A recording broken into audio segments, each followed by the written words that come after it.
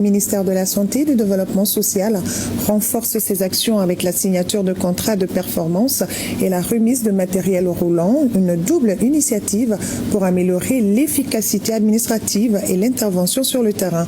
Le point avec Alouseni Touré. C'est un tournant dans la gouvernance de nos structures sanitaires. Le ministre de la Santé a présidé la cérémonie de signature des contrats de performance des directeurs centraux. L'objectif est clair, passer d'une gestion classique à une culture de résultats basée sur des indicateurs mesurables. Qualité de soins, accessibilité et satisfaction des usagers sont désormais au cœur des engagements de chaque responsable.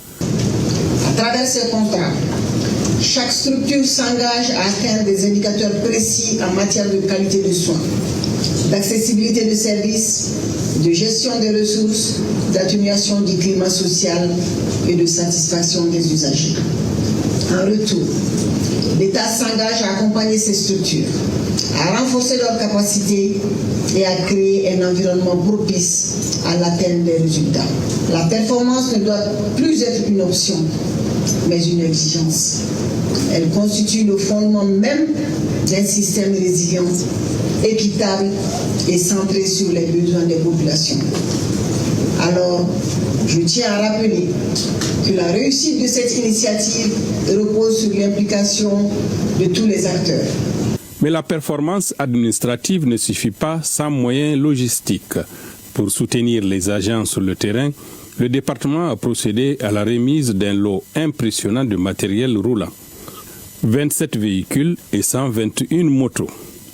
Financés par l'État avec l'appui de la BAD, de Gavi et de l'UNICEF, ce matériel d'une valeur totale dépassant le milliard de francs CFA est destiné à faciliter les évacuations d'urgence et la vaccination dans les zones les plus reculées. Ces moyens roulants ne sont pas que des simples équipements. Ils symbolisent notre détermination à améliorer l'offre de soins à travers le renforcement de la mobilité des agents vaccinateurs et l'évaluation des malades vers les structures de soins. À cet effet, au nom du président de la transition, son Excellence le général d'armée Assimi Goïta, chef de l'État, je tiens à exprimer notre profonde gratitude à tous les partenaires du ministère de la Santé et du Développement social pour leur soutien indéfectible. Je salue également l'engagement de tous nos partenaires et des acteurs de terrain qui ont travaillé sans relâche pour faire aboutir ces réalisations.